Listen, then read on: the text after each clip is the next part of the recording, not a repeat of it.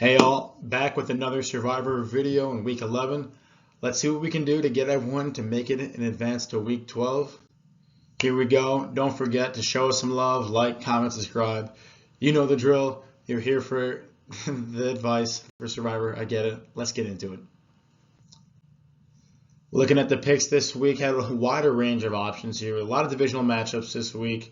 A lot of teams favored by more than the typical 3.5 points for the home team. A lot of teams even favored by more than a touchdown here. So a lot of options this week that I think you'll be well off choosing from.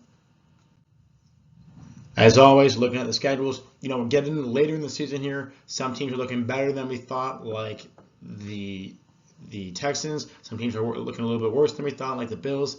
We adapt every week for how we look at the schedule and who we're going to choose and when we would choose them. This is a very dynamic view of these teams and does change week in and week out, which is why you should be consulting this and making your own predictions every single week as you get more information as the league goes on. Taking a look at the first team we want to be careful about picking, of course, it's the Cleveland Browns. Coming off a win against the Ravens, shocking win on the road, and just a great game overall. But this is, again, a Browns team that's playing a divisional opponent. The Steelers always play them pretty well, although the Steelers are really good against the Browns when they're playing at home. Even so, they do play them strongly in Cleveland. Steelers are a playoff team right now. I think they're the same record as the Browns here at 6-3, I want to say. These guys are solid, but it really mostly is about this divisional matchup here. Teams with good defenses, Browns especially good. But the Steelers defense knows how to keep their offense in games, knows how to create opportune turnovers and opportune sacks. I would think the Browns overpower the Steelers with their defense this game. But again, it's only a 3.5 point spread. They're at home, which implies this would be a much closer game at a neutral site, and implies the Steelers would be favored if this game was in Pittsburgh. Something that I would definitely stay away from, especially given how great the rest of the board is here. You don't need a Browns team against a divisional opponent favored by a pretty thin margin here. I think another thing that scares me about this game is the Browns are coming off a great win against the Ravens. You would think the line would even be greater than it is. The fact that it isn't makes me even a little more nervous. Again, I do think the Browns win this game, but certainly with the rest of these teams favored by closer touchdown, if not more, it seems foolish unless you really have to, based on who you picked earlier in the season, to take the Browns this week. Another team I want to talk about would be the Texans to proceed with caution with. Again, this is a team that just went into Cincinnati and had a great win. They're playing a Cardinals team that has 2 wins to date, and yet they're only favored by 5 points. A little concerning for me. C.J. Stroud has looked amazing, but at the same time, the Cardinals are getting their groove back. Obviously, had their first win since that game against the Cowboys. Now they're getting James Conner, they're getting Kyler Murray back. Trey McBride at tight end has emerged as a good option. Michael Wilson at wide receiver has stepped up a little bit too. This team is starting to build some momentum and look a little bit more dangerous. I'm not completely sold they're going to go into Houston and beat the Texans, but this game is weird to me. The fact that, you shouldn't be so quick to buy into the Texans hype. Obviously, they've been playing great all year long, especially C.J. Stroud. But just like the Bengals, they got in a huge run. They got in a 4-game win streak. They had the Texans at home. People were all in on them in a game that was favored by even more than the Texans here against the Cardinals, and yet they laid an egg at home. It seems like the Texans are kind of close to being due to lay an egg. Again, with how great the rest of these games are and how much more established all the teams above are, with the exception of the Commanders, in terms of playoff status and pedigree, it seems wise to stay away from the Texans, which is a team, in my opinion, that as the season shakes out, we're going to look back and say this is an inconsistent team that is really carried on the backs of C.J. Stroud. What happens when he doesn't put on his heroics? We'll see. Maybe not this game, but I certainly don't want to risk finding out. One last perceived caution here would be the Jets and the Bills, and I think this game, maybe not the last perceived caution, but one more here. The Jets with the Bills. Again, divisional matchup, always scary, but the Bills have just looked bad lately. They're 5-5, that recent tough loss against the Broncos. They really should have won that game for many different reasons. Now they're facing the Jets team, who they've already lost 2 once this year. This time it will be in Buffalo, which makes a big difference, as we all know, especially against divisional opponents. But something that at least perceive caution with. You've probably taken the Bills before and eked out a win there, but they haven't been that great lately. I do think this is a must-win game for the Bills. I would be surprised they lost this one, but then again, I said that about the game against the Broncos. I was convinced that the Bills were going to beat the Broncos. I was not able to predict 4 or 5 different turnovers from the Bills and 12 men in the field as time expired in that game. I could not have predicted that one. But the Jets are also getting pretty desperate here too. Really strong defense. The Bills have had problems with turnovers, both thumbing the ball with James Cook and turning the ball over from Josh Allen. The Jets defense is one of the top units in the league. Really great cornerbacks that force a lot of turnovers, and DJ Reed and Sauce Gardner. Makes me concerned about the Bills here. Again, this seems like the back's against the wall for the Bills here. They don't win this one. How the heck are they supposed to make the playoffs? I'm not sure, but crazy things happen in the NFL every season, and certainly enough for me to think twice and think long and hard about picking the Bills this week. And then now the last perceived caution here, another divisional game. Jags at home against the Titans. Jags did not look very good at all against the 49ers. However, I do contribute that much more to the 49ers coming off 3 losses, being extremely prepared and determined after a bye to get another W in the win column versus the Jags really underperforming. It was a little bit of both, but I think the Niners are a far superior team than the Jaguars, and that's what you saw. That being said, the Jaguars are a very good team. They were on a roll just like the Bengals were before getting shut down at home there. What concerns me is that, again, if you watch this, I always praise Mike Vrabel for his great coaching with the Titans. This is a team that, especially against divisional opponents, the Titans comes to play. Sometimes they lay their duds, but I think you could say the same thing about the Jaguars. I've seen too much over the course of the last 2 years in this AFC South to try to predict what is going to happen between these divisional matchups. Go back, and you can look up any team. Look up the Jaguars, look at the Titans, Colts, Texans. Throw out the record books when these teams play. No matter how bad you think these teams are, and right now the Texans, the shoes on the other foot is the Titans are the lesser team in this matchup, but no matter how down and out you think they are, no matter if they're playing on the road or at home, they find a way to compete, and that really concerns me in this situation here.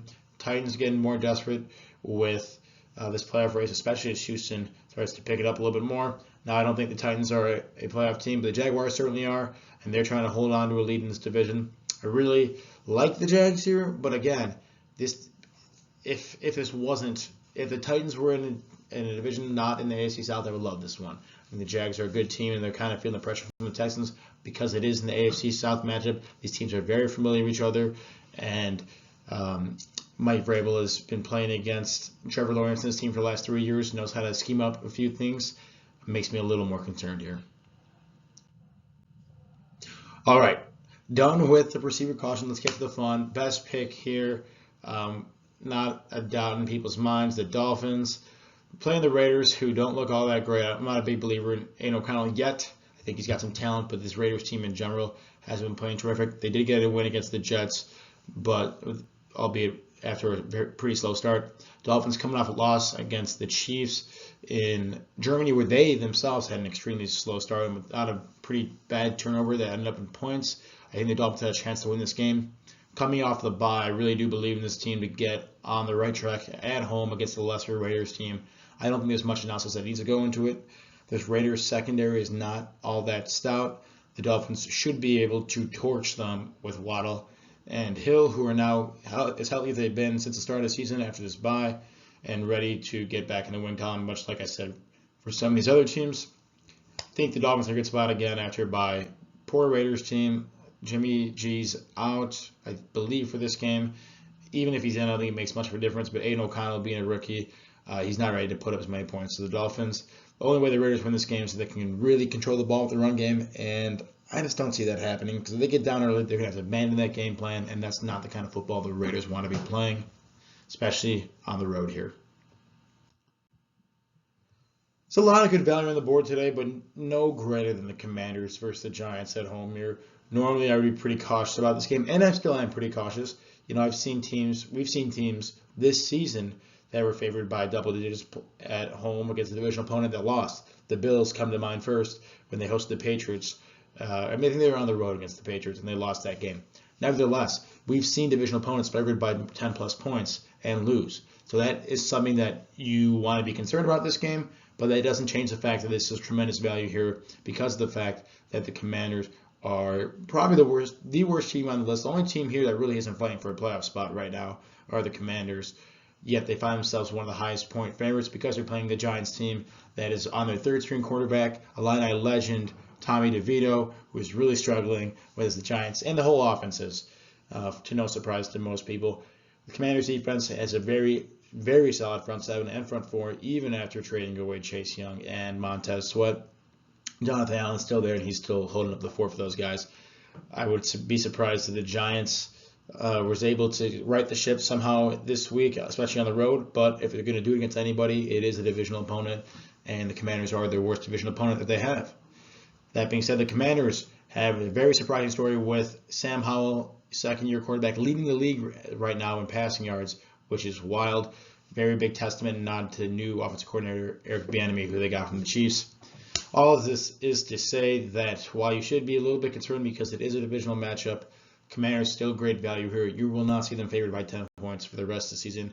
This is really a factor of pick the team that's playing the Giants now each week. You look at this schedule, on the road against Dallas, playing Miami, even the Rams on the road, Jets on the road, San Fran, Dallas again. Number one, I know they're never going to be favored by 10 points in those games. Number two, I'm not sure they're going to be favored in any of those games. Absolutely great opportunity here to pick the Commanders. If you lose because of the divisional matchup, you lose, but it's getting to be make or break time in survivor picks. And this is a game league-winning pick, and the fact that you get to save one of these other teams in your back pocket later in the week, like Detroit, maybe even the next week against Green Bay, Dallas against Washington, even Miami against the Titans. You get these guys in your back pocket for when it really starts to matter, because you get to use the Commanders here and never think about it again, because you shouldn't be. So best value there, but certainly good value here with the Cowboys. I've heard a lot of people talking with me the last few weeks in the comment section, saving the Cowboys for this particular week. I didn't like it because look how many other good picks there are this week. There are plenty of teams that are favored by nearly as much as the Cowboys, if not more. That being said, still a great spot for the Cowboys. Dak Prescott really does seem to roll against inferior defenses, and that's what the Panthers have. While they are coming off a long week against the Bears on Thursday night, this Cowboys defense should absolutely smother the Panthers. Panthers couldn't even muster up. I don't even think they got an offensive touchdown. They didn't get an offensive touchdown against the Bears. They had the punt return for a touchdown, 2 field goals, lost 16-13. This offense is putrid, and that was against the Bears defense that is disgustingly bad. Now they're playing the Cowboys that are only going to have to rush 4 all game, put a tremendous amount of pressure on C.J. Stroud, dominate the run game, and really just shut down this team. It's much more likely than the Commanders to win a game. It's just not as good as value because you can't pick the Cowboys later in the season. Again, you're not picking the Commanders anytime soon after this week. The other picks here, I definitely like the Niners against the Bucs. The Bucs struggle on offense against really good defenses. That's exactly what the Niners have proven to have this last week and throughout the whole season, really. They really get a lot healthier during the bye, get a bunch of key guys back on both offense and defense, and really put a beat down to the Jags. Now they're coming home. I don't think they're going to stop this winning trend, and I believe they're going to roll over the Bucs. Just not as good as a pick as the Dolphins, as the Bucs are a playoff team right now. Raiders are not, but certainly a great pick. Not as much value because you can pick the Niners in basically any game this season, and you have a good shot at winning that one. And then finally, the Lions hosting the Bears, 9-point favorites. I like this one a lot. The divisional opponent thing doesn't apply for the Bears as much because they're just so terrible, but does concern me a little bit, just not nearly as much as any other team. Lions are a great football team. They are due for a loss. I'll give them that. I don't think it's going to be against the Bears, but this team is riding really high and was able to escape the Chargers game with a win. They might not be so lucky against another solid opponent, but the Bears are not that. And I like the Lions this week, but again, consult the schedule and see where else you might pick them because there's a lot of good spots for Lions too. Really dominant team, playing well on both sides of the football this year. Quickly recap before I let you guys go. I do think the Dolphins are the best pick, but I really could see the Niners being close behind there. Just being off a bye, off a loss for the Dolphins, I like a lot. And they just seem to be so much more overpowered than the Raiders in most aspects of the football game, but especially offense. Great value with the Commanders against the Giants. Really much more of a factor of the Giants being so terrible and being able to barely put up points for the entire season, but especially without Daniel Jones there and Tyrod Taylor, quarterback, going with their third-string guy, DeVito, for the third straight week, I want to say. Commanders at home should be a good spot. A little bit concerning that it's a divisional game, but it does not negate the tremendous amount of value that comes with the Commanders this late in the season. We're looking for a little bit less risk and a little bit less value thus far. Then you get the Cowboys, the Panthers. A little bit concerning on the road, but not concerning enough given how great this Cowboys defense is against a poor Panthers offense that, again, did not put up a touchdown against the Bears defense. Some great picks for the Niners, Lions here. And because all those games I just mentioned are pretty good, I think it's not worth taking the risk on those perceived with cautions team in the bottom. Certainly not the Browns, who are kind of in a different league than everyone else here, only being favored by just over a field goal, where at least the other teams get a little bit wider room for error in these teams. But I think the Texans are due for a letdown pretty soon. You don't want to be the guy or girl on the short end of the stick there, like people were for the the Bengals last week. Bills, divisional opponent, they looked really far down the last few weeks.